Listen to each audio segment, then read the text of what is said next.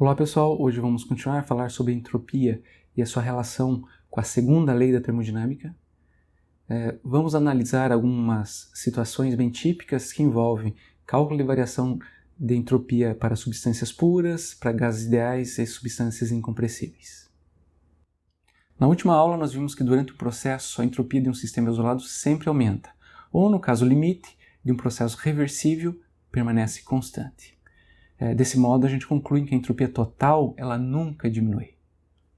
Essa afirmação ela resume o que nós vimos como por princípio do aumento da entropia do sistema. E essa é uma forma de se enunciar a segunda lei da termodinâmica em termos quantitativos, em termos da entropia de um sistema. Embora essa lei ela tenha sido enunciada para um caso de um sistema isolado, o que parece restritivo, de fato, nós podemos utilizar a hipótese de sistema isolado para várias situações que a gente encontra no dia a dia. Então, quando estamos considerando a análise de um sistema do ponto de vista termodinâmico, nós temos uma região de interesse mais uma vizinhança. Fora dessa região, podemos considerar, na maioria dos casos, que qualquer fenômeno, qualquer evento que ocorre fora dessa região não tenha efeito sobre o nosso sistema. Dessa forma, o nosso universo de estudo ele é sempre composto por um sistema e por uma região mais próxima que a gente chama de vizinhança. Vimos que pelo princípio do aumento da entropia, a soma, ou seja, a variação total da entropia do sistema, que também pode ser vista como uma geração de entropia em função de fatores de reversibilidade, é sempre maior ou igual a zero. Podemos resumir rapidamente o fato de que, quando nós estamos falando em geração de entropia, se a gente considera a análise, como faremos hoje, determinarmos que a geração de entropia ela é maior que zero, estamos falando de processos reais, processos que são observáveis na prática. Se nós temos que a geração de entropia ela é nula, estamos considerando uma situação idealizada, ou seja, que todos os processos envolvidos são reversíveis. E na terceira situação, nós podemos ter então que a geração de entropia é negativa. Nesse caso, caso você obtenha esse tipo de resultado, você está lidando com uma situação que viola a segunda lei termodinâmica ou viola o princípio do aumento da entropia. Isso significa que o dispositivo, que o processo analisado, ele não ocorre na prática. Quando falamos em fatores de reversibilidade, sempre precisamos deixar claro onde estão situados esses fatores de reversibilidade. Esses fatores eles podem ser internos ao sistema, externos ao sistema ou estarem presentes em todo o sistema. Podemos dizer que um sistema é internamente reversível quando não existem irreversibilidades internas às fronteiras desse sistema. E o sistema, então, ele passa por uma série de estados de equilíbrio, ou seja, os processos envolvidos são processos quase estáticos. O sistema ele pode ser externamente reversível, ou seja, não ocorrem irreversibilidades fora do sistema, nas vizinhanças. E, por fim, um sistema ele pode ser totalmente reversível, o que significa que não existem irreversibilidades nem dentro nem fora do sistema. Quando a gente menciona sistema, nesse contexto de análise de entropia, nós, na maioria das vezes, estamos falando sobre um sistema completo, sobre o universo de estudo que envolve tanto sistema quanto vizinhança. Podemos analisar esses diferentes tipos de processos considerando uma situação que envolve uma mistura a 20 graus Celsius. Então, nessa situação, se a gente analisar a transferência de calor para essa mistura, internamente a mistura não existe nenhum fator de reversibilidade. Então, como uma mistura pode ser considerada como um reservatório, o reservatório como um todo está sempre à mesma temperatura. Então ele recebe calor sem mudar essa temperatura. Da mesma forma, nós não temos outros fatores de reversibilidade internos. Isso significa que se o reservatório externo está a uma temperatura levemente maior que a temperatura da mistura, o processo de transferência de calor ele tende a ser internamente reversível e externamente reversível também, uma vez que essa diferença de temperatura ela tende a zero e quando nós temos transferência de calor por diferenças infinitesimais, a transferência de calor pode ser considerada reversível. Uma situação diferente acontece quando o reservatório está a uma temperatura bem acima daquela que envolve a mistura. Nessa situação, o reservatório está a 30 graus Celsius. Isso significa que a mistura recebe calor por um processo de transferência de calor que se dá por diferença finita de temperatura. Isso significa que externamente o sistema é irreversível e, como nós já mencionamos, internamente ele é reversível. Então, nessa situação a gente poderia dizer que no primeiro caso nós temos uma situação que envolve apenas processos reversíveis, tanto internamente ou externamente, isso significa que ele é totalmente reversível. E já no segundo caso a gente percebe que a transferência de calor é apenas internamente reversível, uma vez que existem fatores de irreversibilidade externos ao meu sistema. Para ilustrar um pouco melhor esses conceitos que envolvem a interação entre um sistema e uma vizinhança, vamos considerar um caso onde eu tenho uma fonte de calor a 800 Kelvin, perdendo calor para um sumidouro. Na primeira situação, nós temos uma perda de calor de 2.000 kJ para um reservatório que está a 500 Kelvin. Na segunda situação, nós temos a mesma perda de calor, só que agora considerando um reservatório que está a 750 Kelvin. Qual dos processos de transferência de calor é mais irreversível? De acordo com o que nós vimos nas últimas aulas, a gente sabe que a diferença de temperatura ela representa um fator de reversibilidade. E quanto maior a diferença de temperatura, mais acentuado é esse fator de reversibilidade associado, né, ao sistema. Isso nós podemos provar. Para fazer isso, vamos agora utilizar a ideia que nós vimos de sistema isolado. Tudo que interessa para nós são os dois reservatórios. Dessa forma, nosso sistema isolado é justamente esse aqui. Então aqui nós temos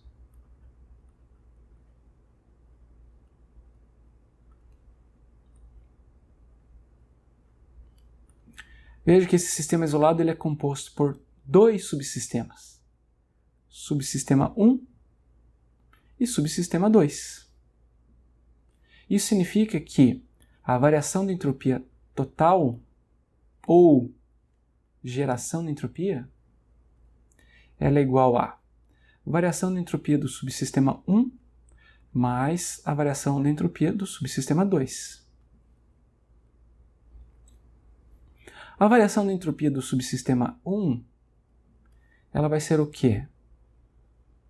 Nós já sabemos que, de modo geral, o princípio do aumento da entropia nos diz que a integral de dq sobre t do estado 1 ao estado 2 mais a geração de entropia me fornece a variação de entropia total associado ao subsistema 1. O subsistema 1 é um reservatório e, sendo um reservatório, todos os pontos nesse reservatório estão à mesma temperatura. Por definição, o reservatório ele absorve calor, ele perde calor, mas sua temperatura permanece constante. Então significa que o fator de reversibilidade associado à diferença de temperatura não está presente dentro do reservatório. Como não há movimento no reservatório,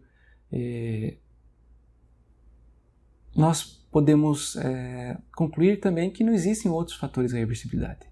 Isso significa que a geração dentro do subsistema 1 é igual a zero. Isso significa que a variação da entropia do subsistema 1 é igual a integral de dq sobre T, então, assumindo que esse processo, então, é um processo reversível. Então, a perda de calor do reservatório à temperatura se dá de maneira reversível. O mesmo vale para o reservatório 2. Então, a variação de entropia do reservatório 2 ele é integral de Q sobre T mais a geração de entropia no reservatório 2. Pelas mesmas razões que a gente discutiu agora, a geração de entropia no subsistema 2, no reservatório a baixa temperatura, também é zero. Isso significa que a variação de entropia do reservatório ou subsistema 2 também pode ser considerada como um processo reversível. Em ambos os casos, não existem fatores internos de irreversibilidade. Nós estamos tratando, em ambos os casos, de processos que envolvem reservatórios. Dessa forma, a perda de calor ou o ganho de calor, ela se dá de maneira isotérmica.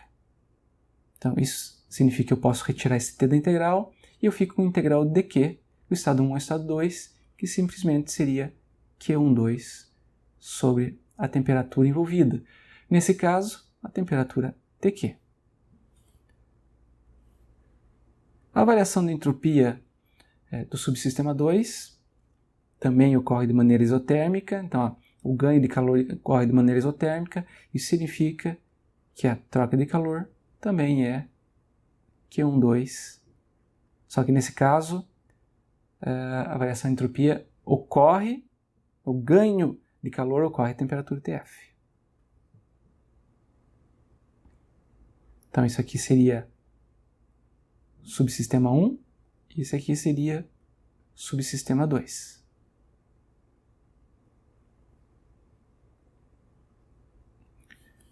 Lembrando que nós vimos nas últimas aulas, quando a gente faz essa conta que envolve a transferência de calor, isso aqui é uma quantidade líquida. Então, sendo uma quantidade líquida, nós temos o quê? Temos que isso aqui é o que entra menos o que sai sobre TQ. Nesse caso, só existe calor saindo, então não existe calor entrando. Isso significa que isso é igual a zero. Logo, a variação de entropia do subsistema 1 é menos QS sobre TQ.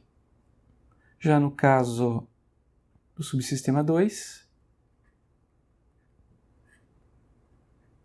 só existe calor entrando, não existe calor saindo. Isso fica então igual ao calor que entrou sobre TQ.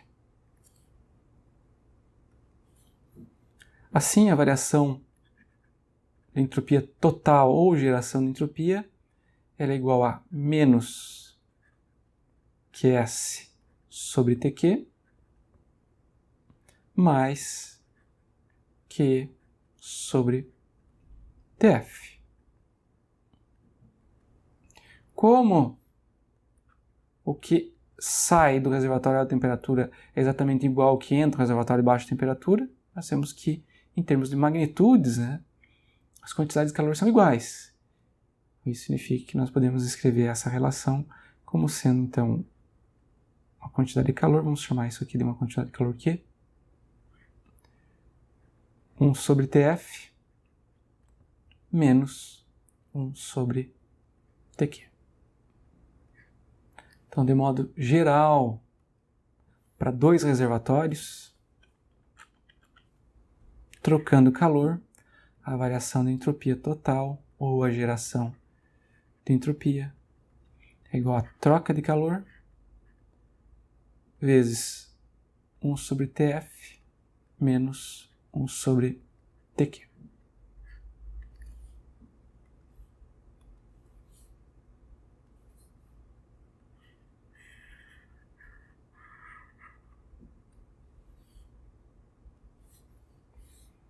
Agora podemos aplicar essa relação para ambos os casos e determinar qual deles é um processo mais irreversível. Então, no caso A, que nós temos? Nós temos que TF é igual a 500 kelvins.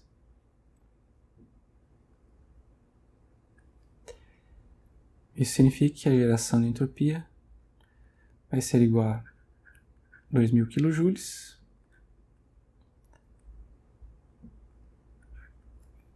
sobre 1 sobre 500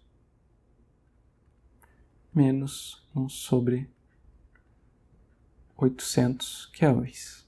Assim, isso dá 1,5 kJ para cada Kelvin. Já no caso B, nós temos que TF é igual a 750 kelvins. Assim, a geração de entropia ela vai ser igual a 2.000 kJ, 1 sobre 750 kelvins menos 1 sobre 800 kelvins. Isso vai dar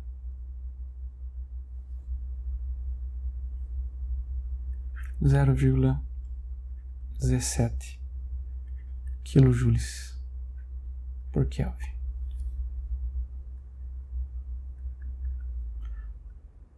Então, o que a gente pode concluir?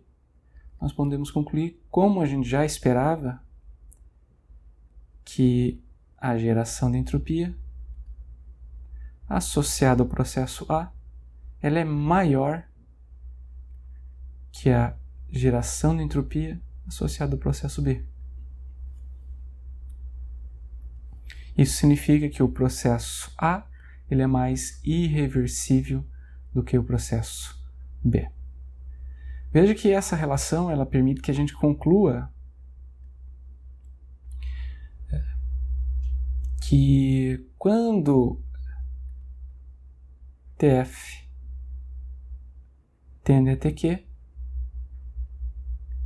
a geração de entropia tende a zero.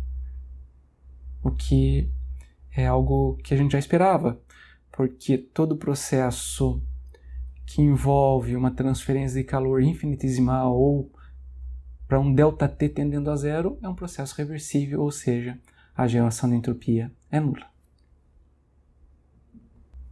Deixo aqui um exercício complementar que demanda que vocês provem agora de maneira quantitativa que um refrigerador perfeito ele viola a segunda lei termodinâmica em termos da entropia.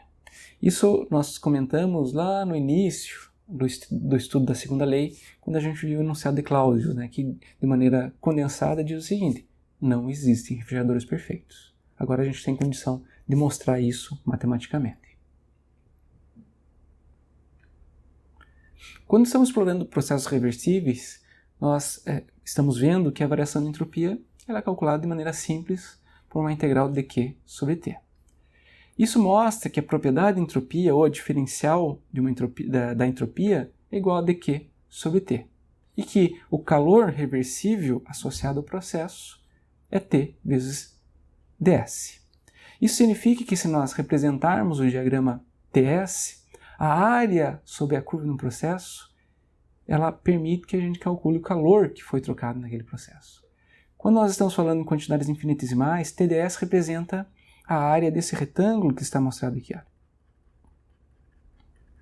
Mas quando nós queremos calcular a área total, ou melhor, o calor total associado a um processo 1, 2, a gente integra a função Ts em toda a extensão, em toda a trajetória do processo. Isso permite então que eu calcule o calor total transferido usando tal diagrama. Quando nós falamos em processos isotérmicos, é simples, Basta retirar o T da integração, fica o integral de ds. Integral ds é ΔS. Assim, o calor reversível para processos isotérmicos é simplesmente T vezes ΔS. Isso é interessante porque quando nós exploramos a análise do diagrama PV, a gente viu que a área sobre a curva do processo me fornece o trabalho reversível. associado ao sistema. Se a gente trabalha com o diagrama TS, a área sobre a curva do processo me fornece o calor fornecido. Então isso permite que a gente realmente tenha uma visão mais geral dos sistemas termodinâmicos e tenha uma liberdade maior para determinar certas propriedades. Agora vamos analisar como ficaria o ciclo de uma máquina de Carnot no diagrama TS. Então, vamos ver aqui. Se nós temos um diagrama TS, vamos primeiro representar esse diagrama. Então nós temos aqui TS. Então, processo 1,2. O processo 1,2 é um processo isotérmico. Se é um processo isotérmico, ele é fácil de ser representado aqui. Então, seria representado dessa forma aqui. Então, aqui nós teríamos o processo 1,2. O processo 2,3 é um processo adiabático. O que isso significa? Como o ciclo de Carnot é um ciclo reversível, para qualquer um dos processos, nós podemos aplicar essa relação aqui. No caso do processo 2,3, nós temos que, sendo ele adiabático, não há fluxo de calor. Portanto, o processo ele é isentrópico ou isoentrópico. Dessa forma aqui. S2 é igual a S1. Então podemos representá-lo no diagrama da seguinte forma. Um processo, a entropia constante.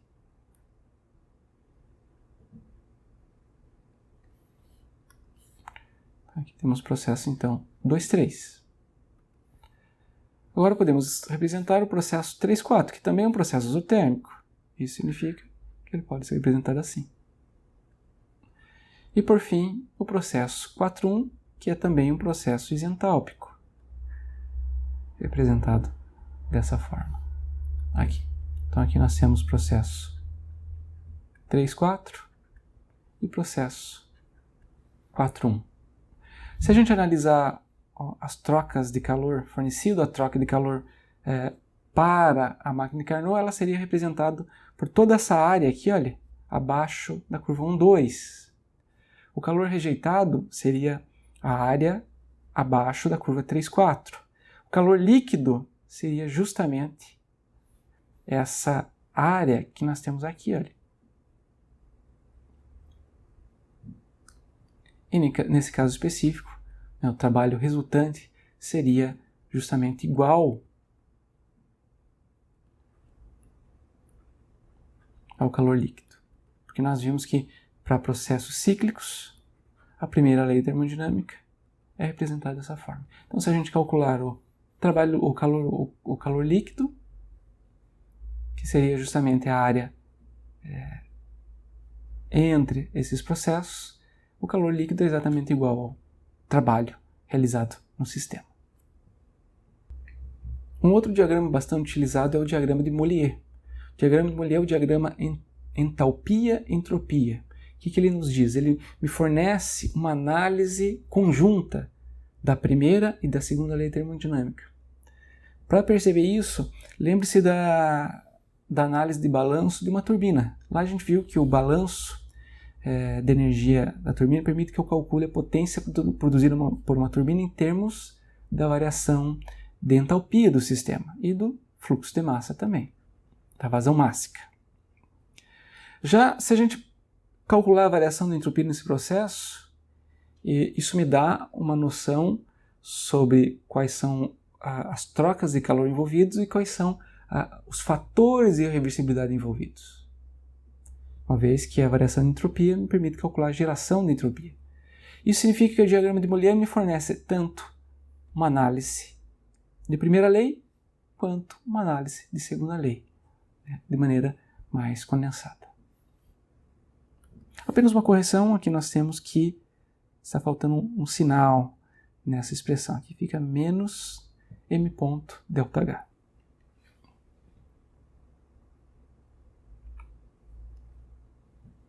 Nós vimos há pouco que quando nós estamos trabalhando com processos que são reversíveis, Se o processo ele é reversível e é adiabático, ele representa um processo isentrópico ou um processo isoentrópico.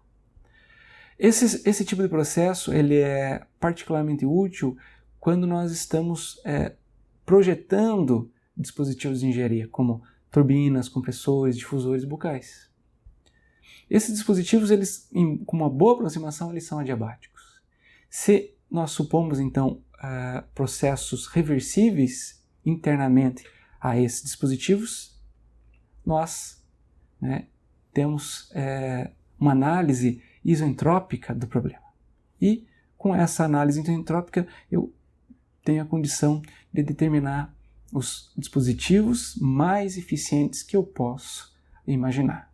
Uma vez que esses dispositivos, então, eles apresentam apenas fatores de reversibilidade e, dessa forma, de maneira idealizada, nós podemos determinar qual que seria a potência máxima produzida por uma turbina, qual seria o consumo mínimo possível de um compressor a fim de realizar uma determinada atividade. Então, processos isentrópicos me fornecem modelos para processos reais, modelos que podem ser comparados, então, com situações reais. Quando nós analisamos, no início do nosso curso, o uso de tabelas termodinâmicas para calcular a variação de propriedades, lá nós vimos que quando a gente está interessado em determinar o estado de um sistema, a gente precisa de duas propriedades intensivas e independentes. Isso é o que a gente viu como postulado do estado. A entropia, da mesma forma como energia, como entalpia, é uma propriedade que pode ser calculada, que pode ser determinada, seguindo aquela mesma abordagem que a gente viu para substâncias puras de modo geral. Isso significa que quando a gente representa um diagrama, por exemplo, temperatura, entropia específica, entropia por unidade de massa, nós temos a mesma característica daqueles diagramas que nós vimos anteriormente. Nessa região nós vamos ter líquido comprimido, nessa região a gente vai ter uma mistura líquido-vapor saturada, e nessa região a gente vai ter vapor superaquecido. E da mesma forma como outras propriedades, nós podemos acessar vários dados nas tabelas termodinâmicas a fim de descrever diferentes processos físicos. Vocês vão observar que nas tabelas que a gente dispõe, uma das colunas apresentada é justamente a coluna da entropia específica, entropia por unidade de massa. Considere que vapor d'água entra em uma turbina adiabática, ou seja, uma turbina que não permite a troca de calor com o ambiente.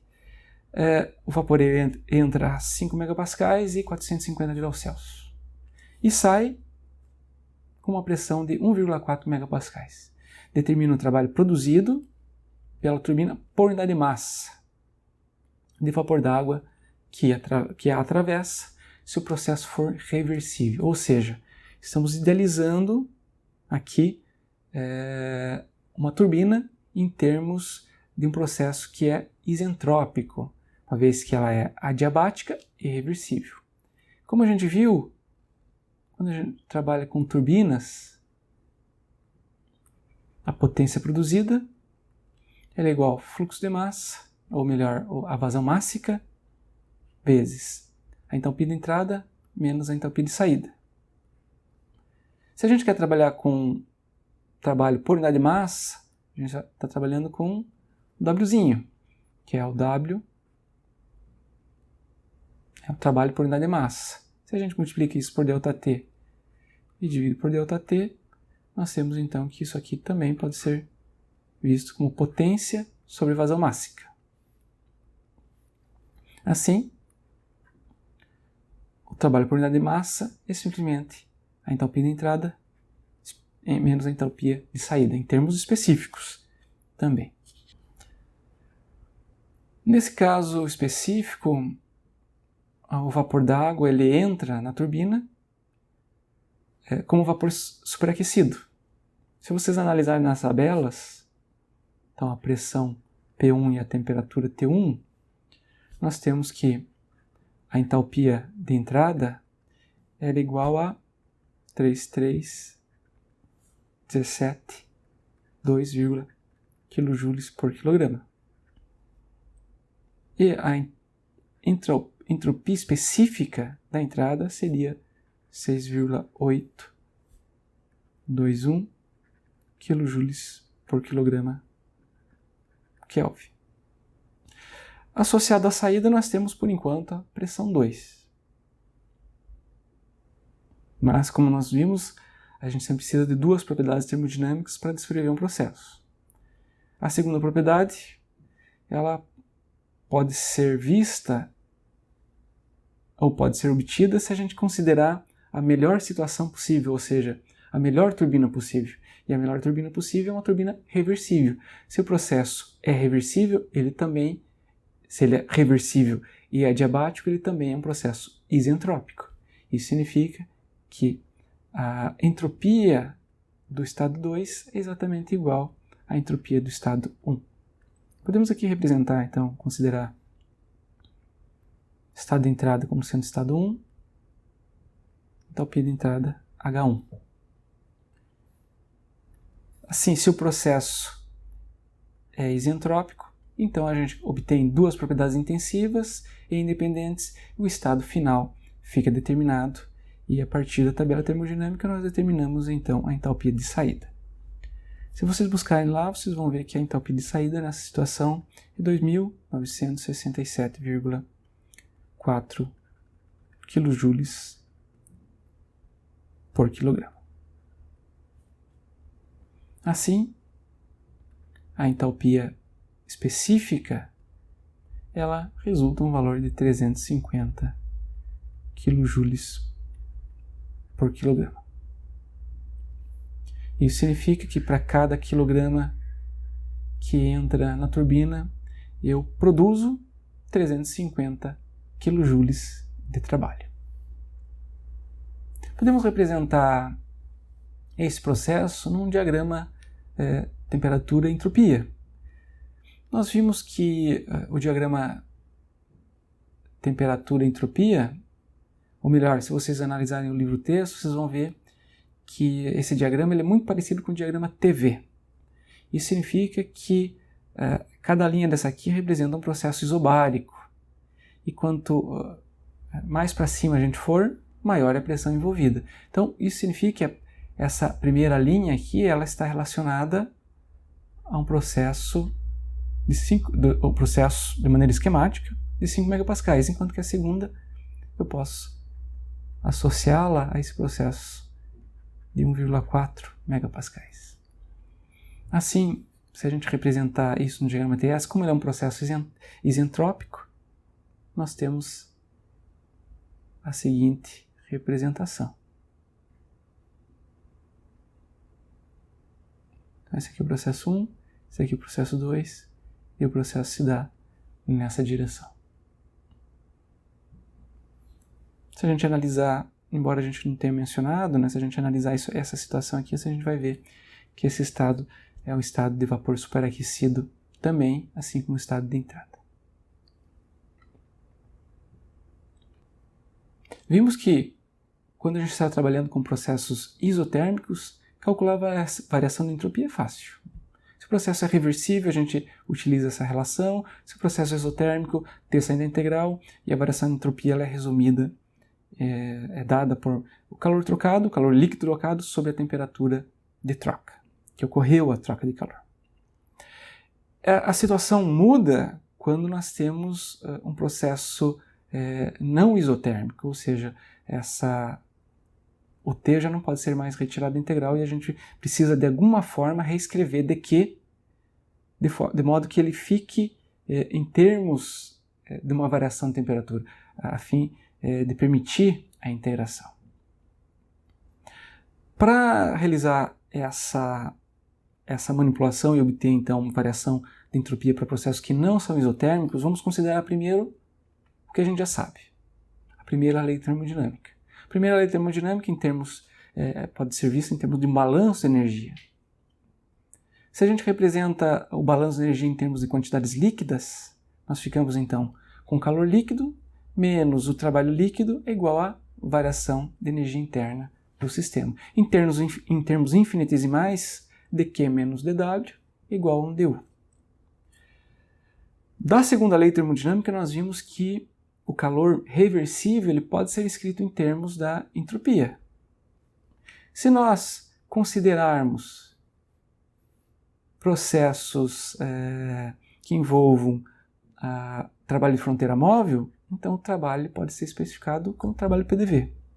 Se a gente substituir então aqui TdS, né, dq igual a TdS nessa relação, se a gente substituir dW, trabalho PDV nessa relação, nós então obtemos o que a gente chama de relação TdS, onde TdS é igual a dU mais PDV. Se nós dividirmos a entropia ou ambos os lados da relação TdS pela massa, nós podemos escrever a relação em termos de propriedades intensivas. Lembrando que quando a gente trabalha com propriedades intensivas, podemos escrever a seguinte relação, ou seja, entropia, no caso da entropia total é a massa vezes a entropia por unidade de massa, entropia específica. Se eu tomar o diferencial, eu tenho então que isso fica diferencial do produto, então isso é dm vezes S mais m vezes ds. Se o sistema é fechado, dm igual a zero, logo ds é igual a m dszinho. Assim, eu fico com TdS igual a TdU mais PDV. Então, em termos de propriedades intensivas. Entropia específica, energia interna específica e volume específico.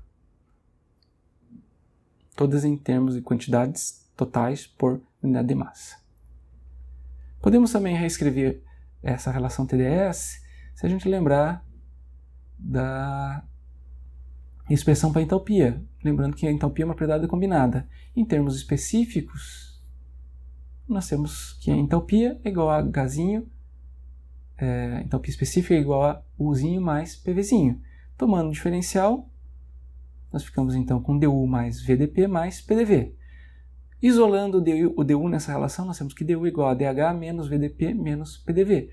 Substituindo na equação de Gibbs, nós então chegamos nessa segunda relação de TdS que envolve então variações de pressão e variações de entalpia no sistema.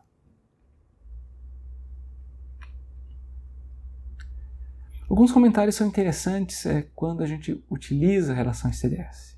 Primeiro, essas duas relações são independentes do processo. Por quê? Porque a gente sabe que a entropia é uma função de ponto, é uma função que independe do caminho, da trajetória do processo. Isso permite que a gente calcule variação de entropia de processos reversíveis e irreversíveis. Mesmo a gente tendo analisado todas essas, mesmo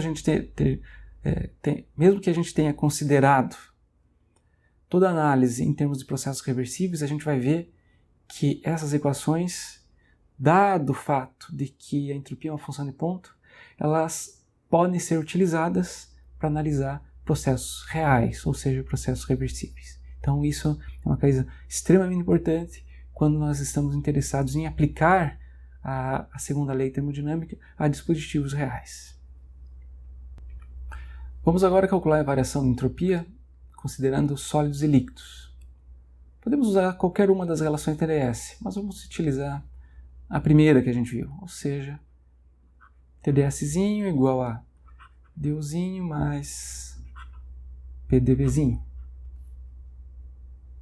Se a gente quer calcular a variação de entropia, basta isolar ds nessa relação. Então ficamos com du sobre T mais P sobre T dV. Se eu quero uma diferença finita, uma variação finita de entropia, nós podemos integrar ambos os lados dessa relação. Integral de dszinho, delta Szinho, igual a du sobre T mais integral de P sobre T dV. Para fazer qualquer a simplificação a partir de agora, a gente precisa dizer qual é a substância de trabalho. Nesse caso específico, nós estamos trabalhando com sólidos e líquidos. Como uma boa aproximação, nós podemos considerar sólidos e líquidos como substâncias incompressíveis. Isso significa que o volume específico pode ser considerado uma constante. Assim, esse termo aqui, ele vai embora.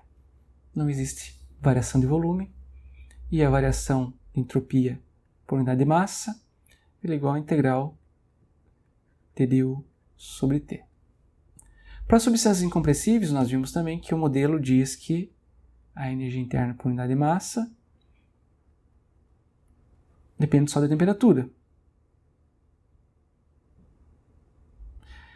Isso significa que se a gente lembrar lá do conceito de calor específico, eu posso escrever aquela derivada parcial du dt, mantendo seu volume constante, como uma derivada ordinária,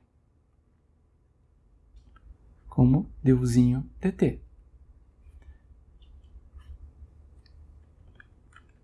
Assim, du é igual a cv dt.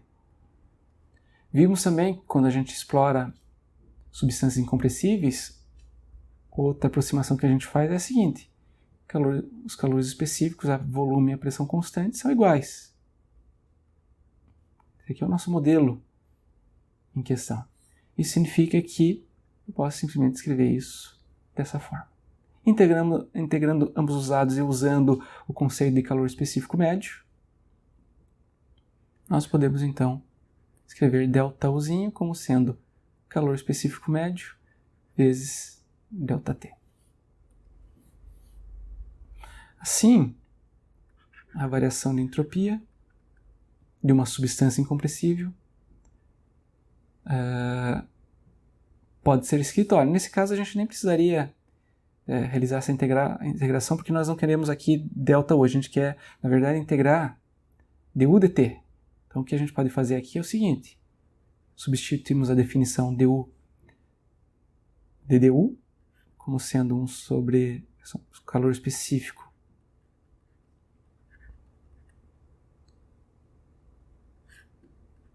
dessa forma. Então du é igual a cdt.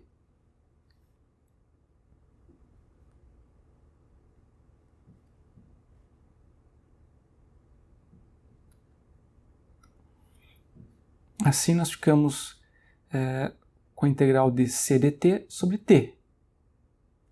Isso significa que eu posso, então, escrever a variação de entropia. Se a gente considerar o modelo de substância incompressível, nós temos que isso aqui ficaria calor específico médio, integral de dt sobre t, ln de T2 sobre T1. Se nós queremos saber a variação de entropia total, basta a gente multiplicar pela massa.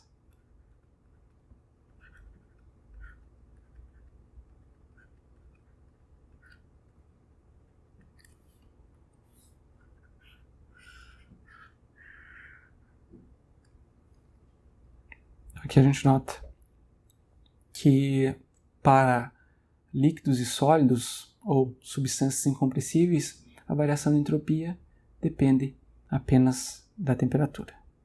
Então aqui a gente percebe que se o processo ele é um processo isotérmico, ele acaba sendo também um processo isoentrópico.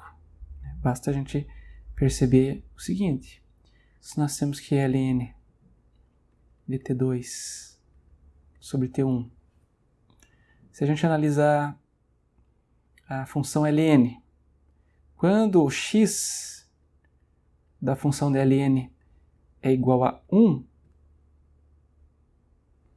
esse ln é igual a 0. Então isso significa que se nós temos um processo isotérmico, nós temos também um processo isentrópico. Então, podemos também imaginar assim, olha, todo processo isentrópico,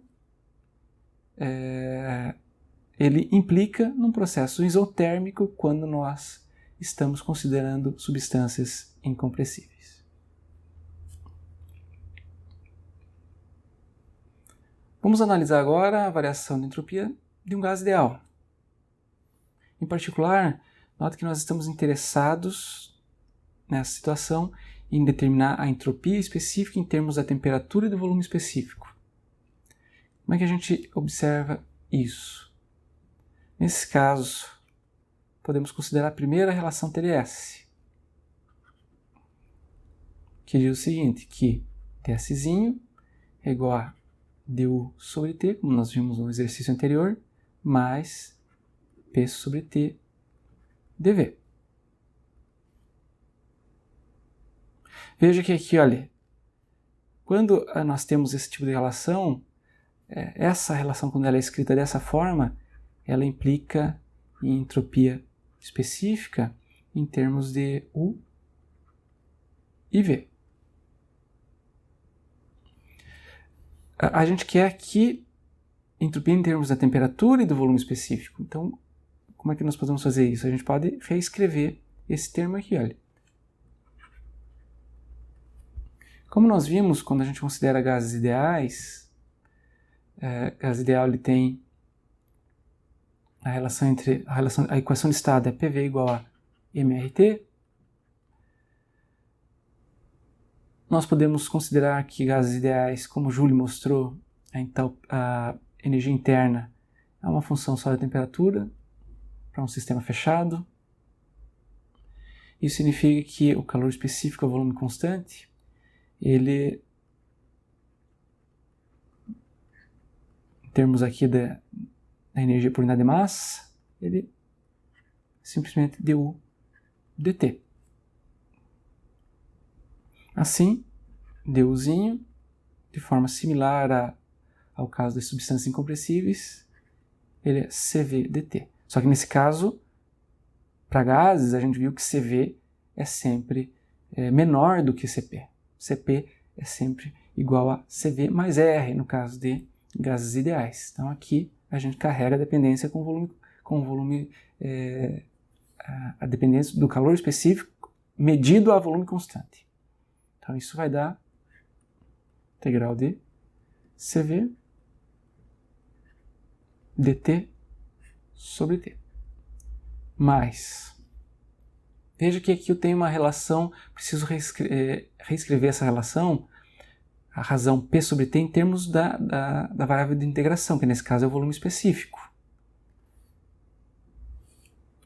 A equação de gás ideal, essa aqui, olha, se eu passar o volume dividindo, se eu passar a massa dividindo, eu posso escrever isso como sendo PVzinho RT.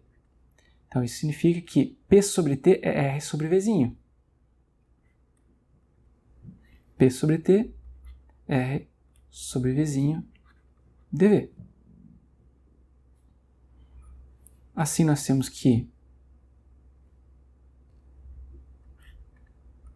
Faltou aqui a integral, né? Nós temos que delta Szinho, ele é igual ao quê? É igual à integral de CV dt sobre T, mais integral de R dV sobre V. Se a gente considerar, de modo geral, tem que tomar cuidado quando a gente faz essas integrais, porque o CV e o CP, como a gente viu, eles podem depender fortemente da temperatura. Se nós considerarmos aqui o conceito de calor específico médio, a gente fica com integral de T2 sobre T1 mais R integral de dV sobre V, que é ln de V2 sobre V1, em termos do volume específico nesse caso. Se a gente quer calcular a variação de entropia total, multiplica pela massa. Ou seja, M vezes CV médio, ln de T2 sobre T1, mais aqui M, R, ln V2 sobre V1. Então aqui nós temos a variação de entropia total para um gás ideal que passa por um processo termodinâmico. Veja como a gente mencionou inicialmente, olha aqui, ó, a gente queria a entropia específica em termos de temperatura e volume específico. Olha o que nós temos aqui, olha. Temos uma dependência, então, da temperatura e do volume específico. Isso acontece quando a gente usa justamente essa relação TdS como base inicial. Podemos explorar outra relação de entropia de gases ideais. Então, se a gente quiser, digamos que você esteja analisando, fazendo um experimento no qual você monitore a temperatura e a pressão, não a temperatura e o volume específico do sistema. Nesse caso, a relação de TdS que vai nos satisfazer é essa aqui, olha. TdS é igual a dHzinho menos VdP. Olha aqui, a dependência com P já está aqui. E a dependência com a temperatura vai surgir quando a gente especificar melhor a variação da entalpia, no caso. Então, dividindo já aqui a temperatura, nós temos esse caso aqui. Podemos integrar ambos os lados, como fizemos anteriormente.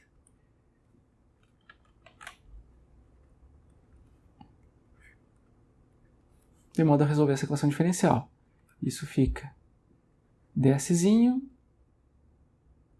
igual a integral de dH sobre t menos integral de V sobre t dp.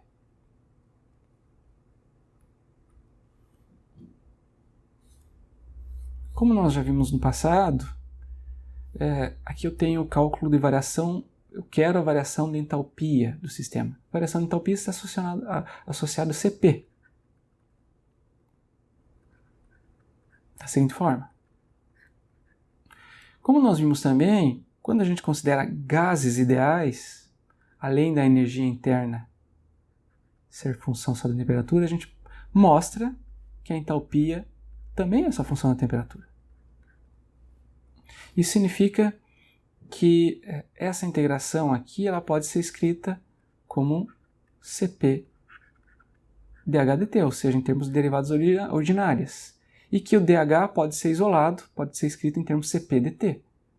Assim, a variação de entropia por unidade de massa ficaria igual a Cp dt sobre T mais menos 1 sobre V sobre T dp. Então, também vimos que quando a gente considera o modelo de gás ideal, PV é igual a RT. Isso significa que V sobre T é igual a R sobre P. Delta S é igual a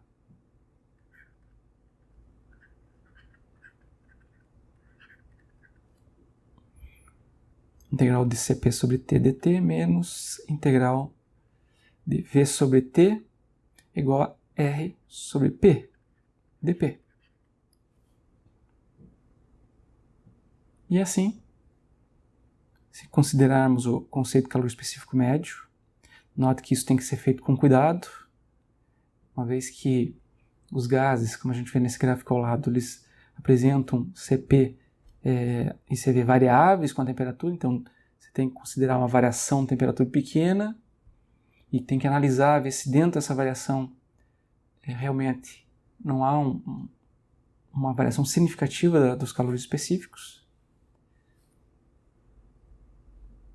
Se há uma variação, se aquela abordagem em termos de calor específico médio pode ser considerada, então a gente se a variação de Cp com a temperatura é praticamente linear, então nós escrevemos que isso é o Cp médio, ln de T2 sobre T1, e aqui fica a integral dr, R sai da integral, fica a integral dp, fica então R ln de P2 sobre P1. Então veja, como a gente considerou nesse caso a segunda relação TdS, o que a gente obteve? Uma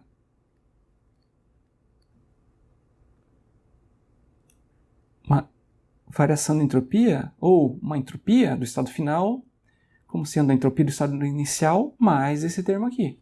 Então isso aqui significa que a gente está trabalhando com uma entropia que é função da temperatura e função da pressão.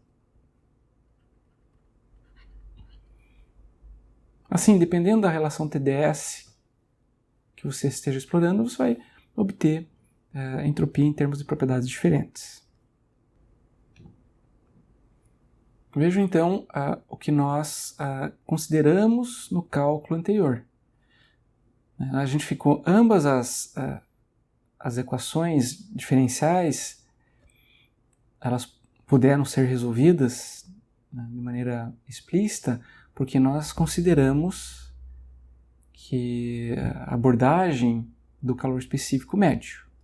Então veja, nós podemos considerar o calor específico médio quando os calores específicos variam linearmente com a temperatura dentro daquele intervalo, de modo que a gente possa assumir isso aqui como a área de um retângulo, como a gente já viu anteriormente. Se as variações de temperatura forem elevadas e Cp ou Cv variar de forma não linear, percebam que a gente precisa realizar a integral, senão o cálculo da variação de entropia não fica correto. Essas relações TdS, elas podem também ser utilizadas em sistemas abertos. Por exemplo, temos aqui um compressor que comprime um gás ideal de 100 kPa a 600 kPa. Podemos determinar a variação de entropia desse gás, principalmente se a gente considerar o conceito de calor específico médio. Fica mais fácil de fazer isso. Como é que a gente faria? Vamos lá, temos aqui quais propriedades que nós dispomos. Nós dispomos de pressão e temperatura. Então é conveniente que a gente use aquela segunda relação TdS, que dizia que nós temos que TdS é igual a dH menos VdP.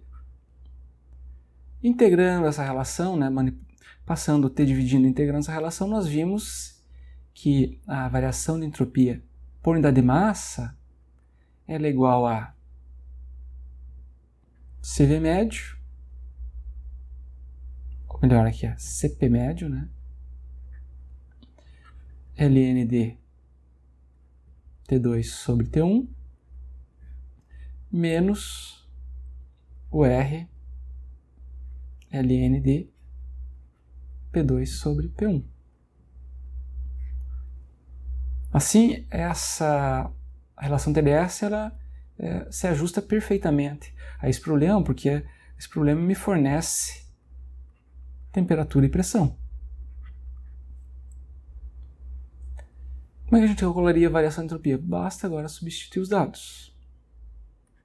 Aqui nós temos então que a variação de entropia seria 1,006 kJ por quilograma para cada Kelvin, vezes Ln, temperatura 2, 330, sobre temperatura 1, 290, menos a constante do ar,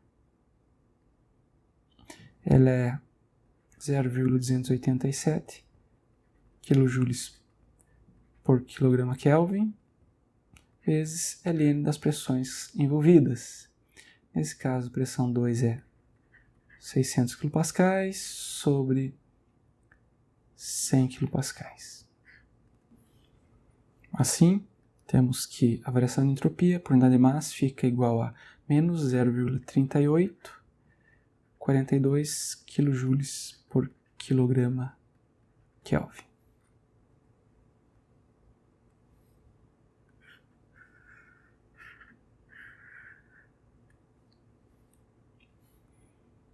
Embora a gente não vá mostrar essa relação TdS, ambas as relações TdS, quando elas são escritas em termos de propriedades intensivas, elas podem ser aplicadas tanto a sistemas abertos quanto a sistemas fechados.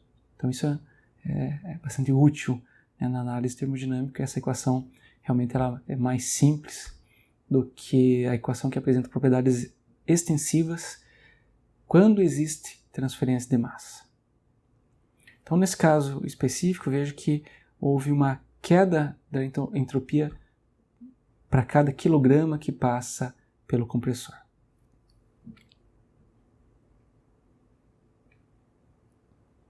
Podemos analisar agora como ficaria a relação entre propriedades se nós considerarmos um gás ideal passando por um processo isentrópico. Como é que a gente poderia ver isso? Veja aqui, olha, se o processo é isentrópico, isso significa que esse termo é igual a zero.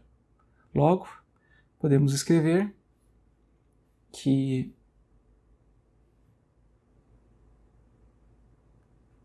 CV médio ln de T2 sobre T1 é igual a R ln de V2 sobre V1. Então, como eu passei para o lado esquerdo, vai um sinal negativo nessa expressão. Assim a gente fica com ln de T2 sobre T1 igual a menos R sobre... A gente pode manter o sinal aqui, olha. R sobre CV ln de 2 sobre V1. Como nós já vimos aqui, a gente pode usar aquela propriedade dos logs, a ln de B é igual a ln de B elevado a A. Então isso fica T2 sobre T1 elevado a menos 1, né? Ou seja, o inverso disso. Então fica ln de T1 menos T2 sobre CV ln de V2 sobre V1. Se a gente aplicar, podemos escrever isso aqui em termos usando aquela propriedade também. Então isso fica R sobre CV. Assim, aplicando o exponencial de ambos os lados, né, dessa relação aqui, então fica exponencial dln sobre T1 sobre T2, de T1 sobre T2, igual a exponencial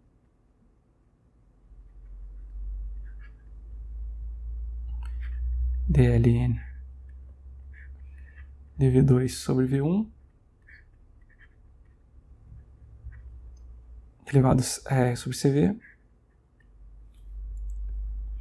A gente viu já que o exponencial de ln de x é igual a x. Então isso significa que isso aqui vai dar T1. Vou escrever desse lado aqui, ó. T1 sobre T2 igual a V1 sobre, aqui é V2 sobre V1.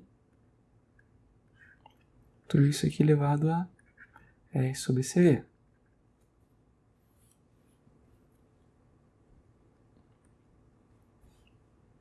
R sobre CV a gente já viu. Isso aqui é R é CP menos CV sobre CV. Então isso aqui fica CP sobre CV menos 1. CP sobre CV é igual ao K, a razão entre os calores específicos que a gente viu anteriormente. Então isso significa que eu tenho aqui T1 sobre T2 é igual a V2 sobre V1 elevado a K na menos 1. Uma relação similar àquela que a gente já demonstrou anteriormente. Então isso significa que um gás ideal passando por um processo isentrópico pode ser representado como sendo pela seguinte relação: TV, passo o V multiplicando, elevado a k na menos 1, igual a uma constante.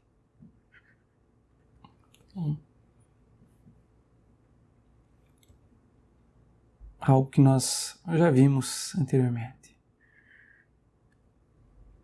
Deixo aqui um outro exercício complementar que envolve agora o cálculo de variação de entropia usando outras propriedades, temperatura e pressão.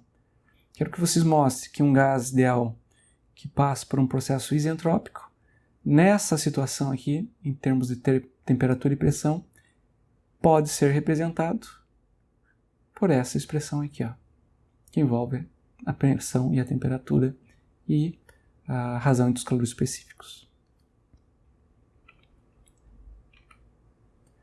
De modo geral, quando nós temos relações isentrópicas para CV e CP, considerados constantes, como a gente fez, e gases ideais, essas expressões são válidas. Lá no início do nosso curso a gente viu os processos politrópicos, lembre lá. O processo politrópico é um processo que era representado em termos dessa expressão aqui. Olha. Lá a gente viu rapidamente que quando o N é igual a K, a gente estava falando sobre um processo adiabático. Então isso significa o quê? Que se o processo é reversível e é adiabático, nós então temos uma relação entre pressão e volume dada por PV elevado a K igual a uma constante. Processo adiabático e reversível significa processo isentrópico. Agora vamos analisar a variação de entropia num processo de expansão não resistida ou um processo de expansão livre. Então considere uma caixa termicamente isolada, que é dividida por uma parede, com dois compartimentos. Cada compartimento desse aqui, ele apresenta o volume V. Inicialmente, um dos compartimentos contém N mols de um gás ideal a uma temperatura T. E no outro compartimento foi feito vácuo. Quebramos a parede e o gás se expande, preenchendo completamente os dois compartimentos. Qual é a variação de entropia nessa expansão livre? Então, como nós vimos, a expansão livre ela envolve a expansão de um gás contra o vácuo. Né? Então, o estado inicial ele é representado dessa forma. Então, a gente sabe aqui que o nosso sistema ele tem uma determinada pressão.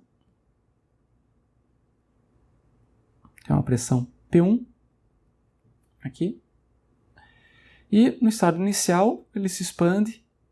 E como esses volumes são iguais, a gente tem condição de mostrar que a pressão 2 aqui é exatamente igual a P1 sobre P2. Então, aqui eu já posso escrever, ó, P2 é igual a P1 sobre P2. Então a gente mostra isso.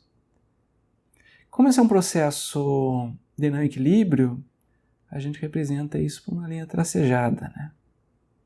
Podemos representar isso assim, olha. Isso significa que eu não conheço o processo. Eu não sei como o processo ocorreu. Mas eu sei que ele estava inicialmente no estado 1, depois evoluiu para o estado 2. Já vimos que nessa situação o trabalho realizado pelo gás ele é zero. O trabalho líquido é zero. Por quê? Porque o trabalho está realizado às forças externas, as forças que se opõem à expansão do gás. Nesse caso, como é vácuo, não há força externa, o trabalho é igual a zero. Também podemos dizer que, como a caixa está termicamente isolada, o calor líquido também é zero nessa situação. Se a gente considera o balanço de energia ou a primeira lei da termodinâmica, nesse caso, então, temos que o trabalho líquido é zero, temos que o calor líquido é zero, então a gente fica com du que é igual a zero. Se a gente integra essa relação, a gente obtém que ΔU é igual a 0. Nesse caso, o 2 é igual a 1. Como nós já vimos, para gases ideais, como o Júlio mostrou, gases ideais dependem apenas da temperatura, no caso do sistema fechado. Isso significa que se a energia interna depende só da temperatura, se a energia interna não muda, a temperatura não muda. T2 é igual a T1 nesse caso. A variação de temperatura é igual a 0. Olha que interessante, né? Trabalho igual a 0, calor igual a 0, variação de energia interna igual a 0, variação de temperatura igual a 0. Mas esse conjunto de dados permite que eu quantifique justamente o estado inicial e o estado final. O estado inicial, então, ele apresenta uma pressão 1 e uma temperatura T, que a gente pode dizer. O estado final ele é representado pela mesma temperatura T, mais uma pressão que é a metade da pressão inicial. Como é que a gente poderia agora calcular a variação de entropia nesse processo irreversível?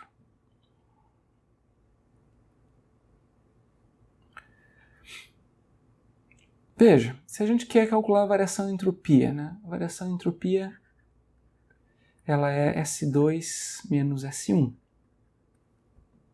E nas relações anteriores a gente viu que isso depende apenas do estado inicial e do estado final, ou seja, que a variação de entropia é uma função de ponto, né? Que a entropia é uma função de ponto e que a variação de entropia depende apenas do dado inicial e do dado final. Isso significa que mesmo esse processo sendo um processo irreversível, eu posso calcular a variação de entropia sem dificuldades, porque a gente conhece o estado inicial e o estado final. Como é que a gente faz isso? Aqui a gente usa um artifício. Como a variação de entropia ela independe do caminho, ela independe do processo, eu posso considerar qualquer caminho entre o estado 1 e o estado 2. Porque qualquer caminho tem a mesma variação de entropia, S2 menos S1. Eu posso considerar, por exemplo, o caminho, esse caminho aqui.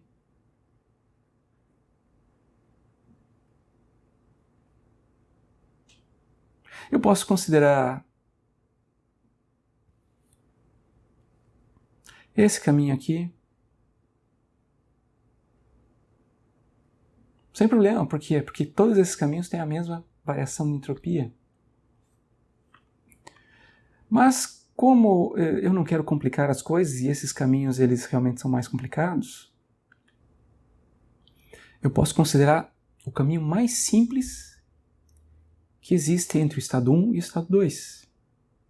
E esse caminho mais simples, que me dá menos trabalho em termos de cálculo, é justamente esse caminho aqui, ó, que segue essa isoterma T.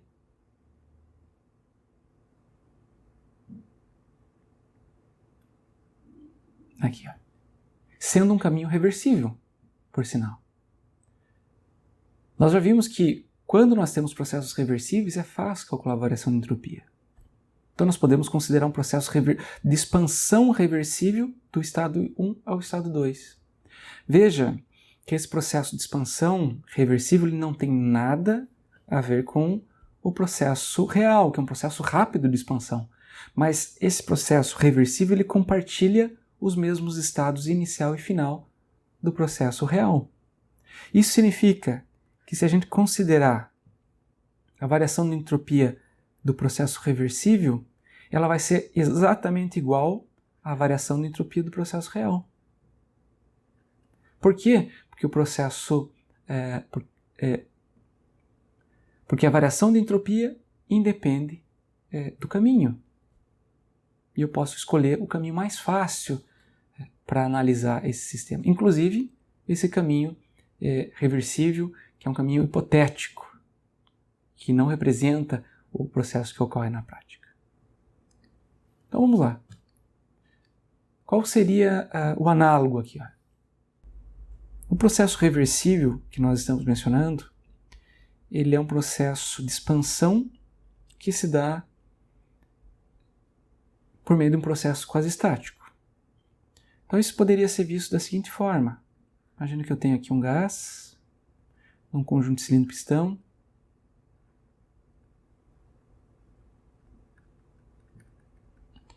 e eu tenho aqui em cima alguns grãos de areia, né? E eu vou retirando esses grãos de areia. Mas, para fazer isso de maneira isotérmica, eu mantenho esse gás em contato com o reservatório, que está a temperatura T. Olha aqui, eu posso imaginar uma situação assim. Então, eu tenho aqui um reservatório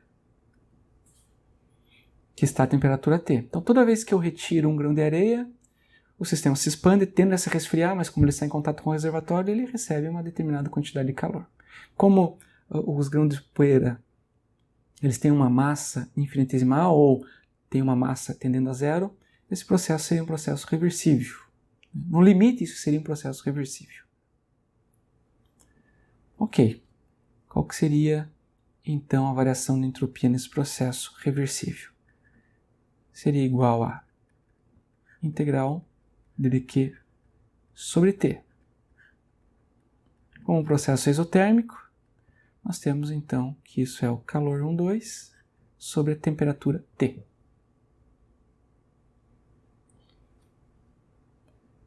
Para calcular o calor, nós podemos lembrar da primeira lei, que diz o seguinte, que o calor líquido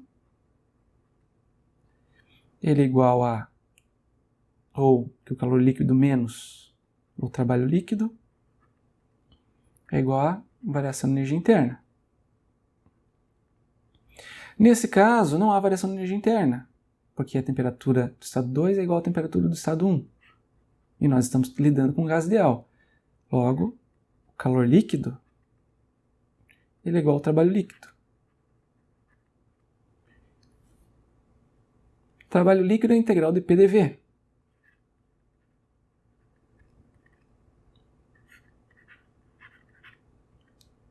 E nós já vimos que nesse caso, integral de PDV seria igual a, nesse caso nós estamos trabalhando com o número de mols, então seria número de mols, constante universal, vezes a temperatura, ln de V2 sobre V1.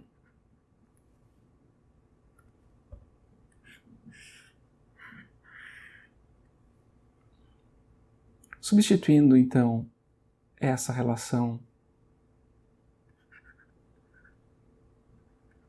na expressão para o cálculo de variação de entropia, nós temos N, RT, ln de V2 sobre V1. Veja, nós temos aqui,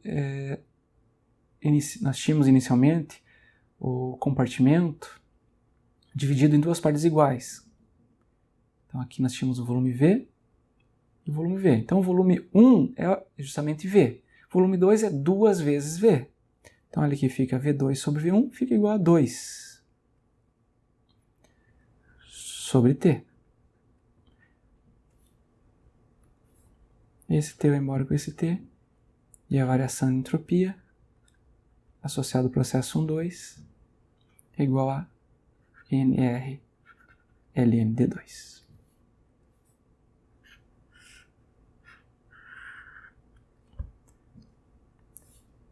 Qual seria a variação de entropia do processo real da expansão livre? Igual a NR ln d2. Por quê? Porque a variação de entropia independe do processo.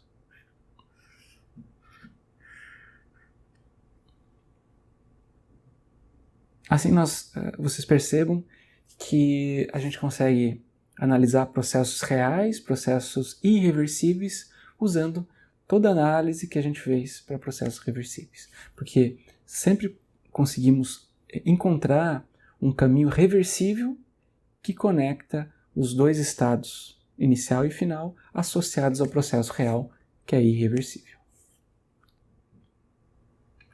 Para vocês se convencerem que a variação de entropia independe do caminho seguido, considerem esses dois caminhos alternativos apresentados nesse diagrama PV. Então tem o caminho A e o caminho B.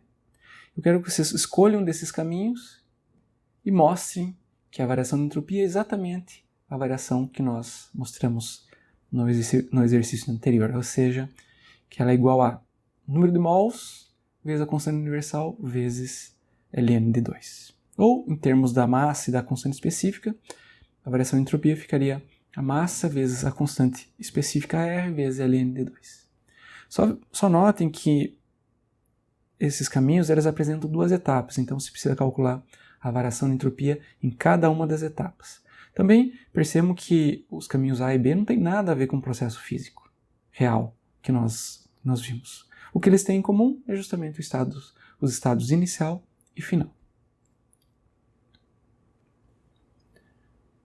Um bloco fundido de 50 kg a 500 kelvins é jogado em um lago de grandes dimensões que está a temperatura de 285 kelvins. O bloco de ferro atinge o equilíbrio térmico com a água do lago.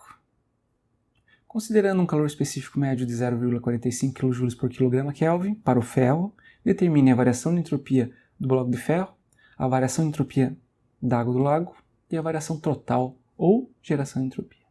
Então, nesse sistema, nós vamos considerar como sistema isolado apenas o bloco e o lago. Assim, a gente só precisa se preocupar com a interação que se dá entre eles. A variação de entropia total, ou geração de entropia, é a variação de entropia do bloco mais a variação de entropia do lago. Vamos começar então pela variação de entropia do bloco.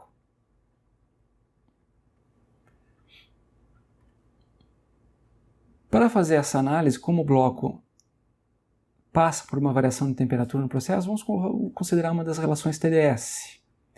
Lá nós vemos o seguinte, nós vemos que TdS é igual a du mais PDV.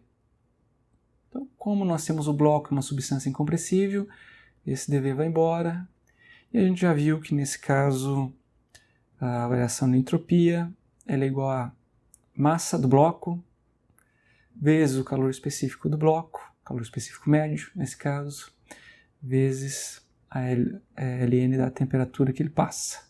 Então a temperatura 2 é a temperatura de equilíbrio, tanto para o bloco quanto para o lago, sobre a temperatura inicial do bloco. Então essa seria a variação de entropia do bloco.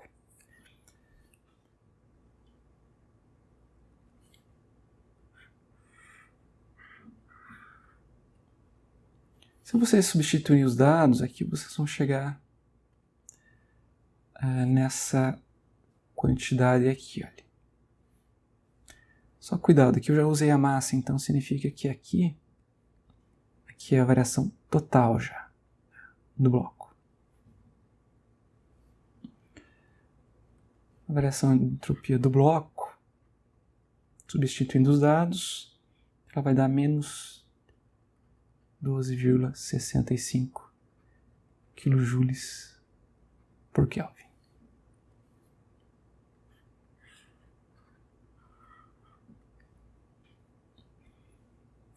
Agora precisamos calcular a variação de entropia do lago. Vamos lá. Veja que a gente poderia calcular a variação de entropia do lago usando a mesma relação. Por quê? Porque o lago também é uma substância formada por uma substância incompressível, a água. Mas a gente tem algumas questões práticas envolvidas nessa análise. Então, a primeira questão é assim. Como o lago é um lago de grandes dimensões, é bastante difícil de a gente determinar a massa que está nessa região.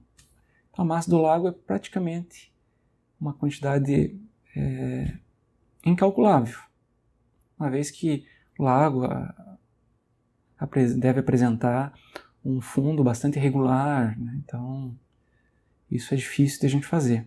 Da mesma forma, olha aqui, o lago, como ele apresenta grandes dimensões, a variação de temperatura do lago existe, mas é muito pequena. Então, se a gente fosse calcular esse ln, que é de T2 sobre T1, esse número seria muito pequeno. Então, de fato, a gente não teria um dispositivo, um termômetro suficientemente capaz, né, suficientemente preciso, de modo a determinar a temperatura do lago. Então tem uma questão prática envolvida em usar essa relação. A gente pode, mas a gente não consegue nem determinar a massa do lago, nem a temperatura final do lago nessa situação. Ela, com certeza, ela é maior do que a temperatura inicial, mas essa variação de temperatura é tão pequena que a gente não conseguiria detectar por nenhum termômetro que existe. Então isso significa que a gente não pode partir dessa abordagem. Então como é que a gente pode considerar isso? É nesse momento que a gente precisa usar um modelo, precisa usar uma aproximação. Como o enunciado diz, a gente está considerando um lago de grandes dimensões. Então, se ele tem grandes dimensões, nós podemos eventualmente considerá-lo como um reservatório. E sendo um reservatório, ele não apresenta variação de temperatura. Nessa situação, a variação de entropia do lago, então ela pode ser calculada da seguinte forma. Considerando que no lago não existem fatores de reversibilidade, que ele é exatamente um reservatório, então isso significa que a variação de entropia dele pode ser calculada de modo reversível, como a gente já viu anteriormente. Assim, a variação de entropia do lago, ela é o calor que o lago recebeu, nesse caso, sobre a temperatura do lago. O calor líquido, nesse caso, seria então o que entrou menos o que saiu do lago. Então, simplesmente, a quantidade de calor que entrou sobre a temperatura.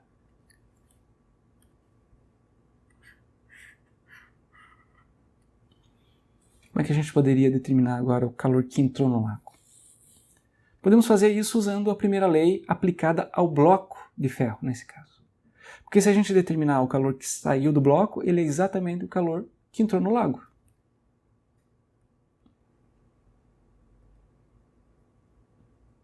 Então vamos lá.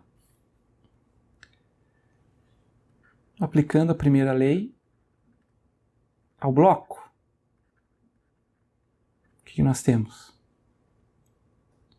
Então nós temos aqui, olha, o calor que entrou no bloco, menos o calor que saiu do bloco. Então vamos esquematizar isso aqui. Mais o trabalho que entrou no bloco, menos o trabalho que saiu do bloco. Tudo isso é igual a variação de energia interna do bloco.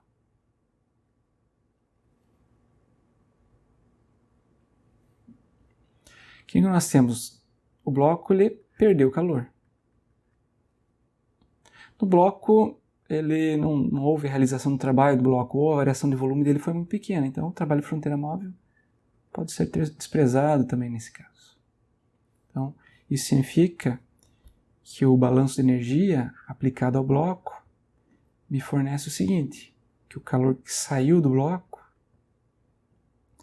ele é igual à variação de energia interna do bloco.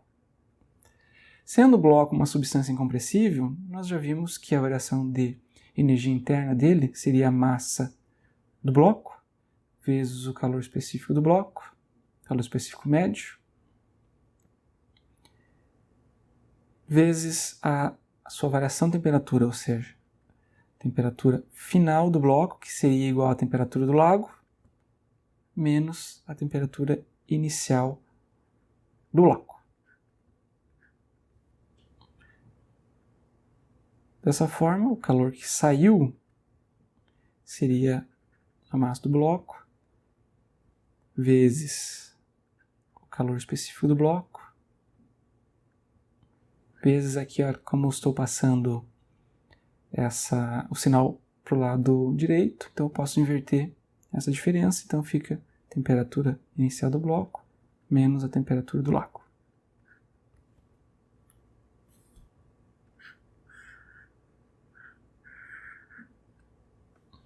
Então assim a gente determinou justamente a quantidade de calor que saiu do bloco.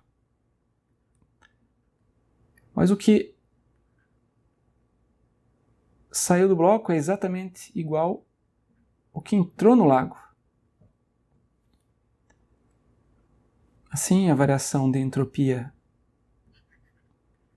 do lago pode ser escrita em termos da massa do bloco, calor específico do bloco, vezes a temperatura inicial do bloco, menos a temperatura do lago, sobre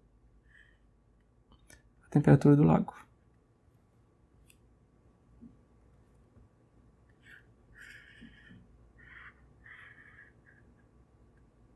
Se vocês substituírem os dados, vocês vão chegar que essa quantidade de calor que saiu do bloco é igual a 4.838 kJ no total. Assim, a variação de entropia do lago ela vai dar igual a 16,98 kJ para cada Kelvin.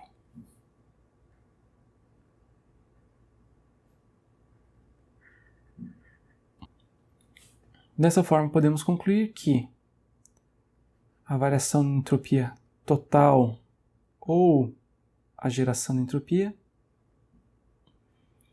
ela é igual a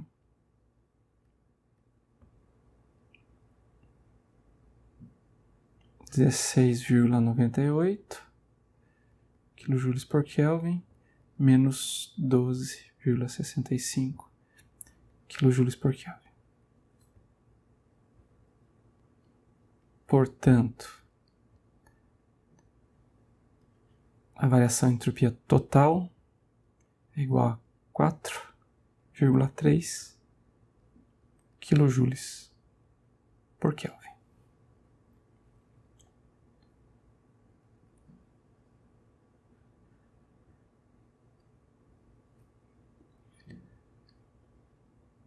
Como a gente já esperava, a variação de entropia ou a geração de entropia é uma quantidade positiva, porque esse é um fenômeno que acontece no dia a dia, a gente espera que isso aconteça.